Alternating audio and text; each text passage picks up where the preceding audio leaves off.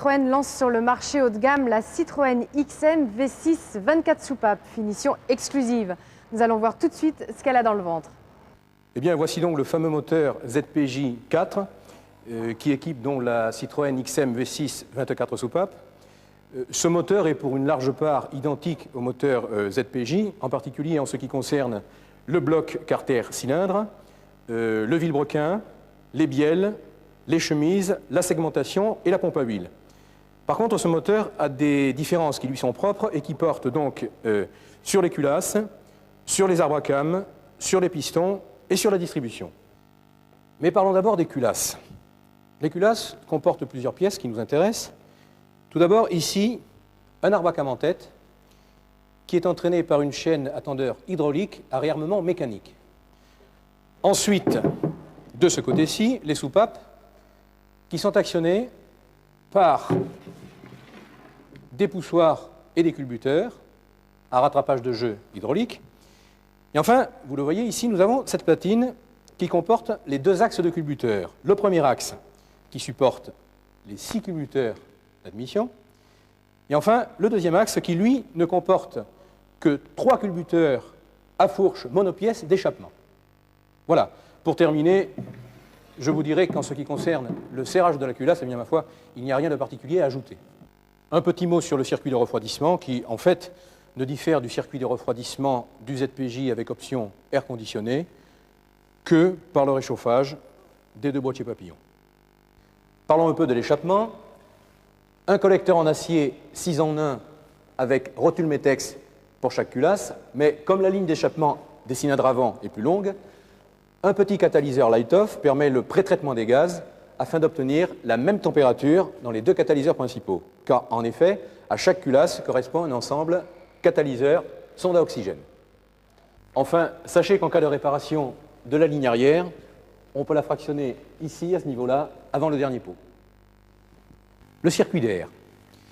L'admission d'air multisoupape permet de réaliser un remplissage performant à haut régime. Seulement, il y a un inconvénient, c'est le manque de couple à bas régime. On corrige cet inconvénient sur ce moteur par un dispositif d'admission spécial, la cave, l'admission à caractéristiques acoustiques variables. Quel est donc le principe de fonctionnement de la cave? Tout d'abord, nous avons une tubulure qui distribue l'air aux différents cylindres et qui comporte donc 6 conduits, 3 de chaque côté, sur lesquels sont fixés des injecteurs. Voilà. Alors, au-dessus de cette tubulure se trouve le système proprement dit de la cave. Alors, comment ça marche? Cet ensemble ainsi formé comporte 2 volumes élémentaires, un ici et un ici, un par culasse. Et ces 2 volumes peuvent être mis en communication par 2 liaisons, une courte, qui est là-dessous, et une plus longue, ici. Et ces 2 liaisons sont équipées de volets, qu'on voit ici, un autre là-dessous, et ces volets sont eux-mêmes pilotés par calculateur. 3 cas de figure vont se présenter qui seront en fonction et du régime et de la charge du moteur. Alors, premier cas, couple maximum, c'est-à-dire jusqu'à 4000 tours minute, les 2 volumes vont fonctionner séparément, avec à leur entrée les 2 boîtiers papillons, dont l'ouverture est commandée simultanément par l'accélérateur. Deuxième cas, c'est le régime intermédiaire entre 4000 et 5000 tours minute, et c'est la liaison longue qui va mettre en communication les 2 volumes. Enfin, troisième cas de figure, puissance maximum, c'est-à-dire au-delà de 5000 tours minute, les 2 volumes vont être mis en communication par la liaison courte. Pour ce qui est de l'injection et de l'allumage, le nouveau système Phénix 4 est une évolution du SBAE Phénix 3B.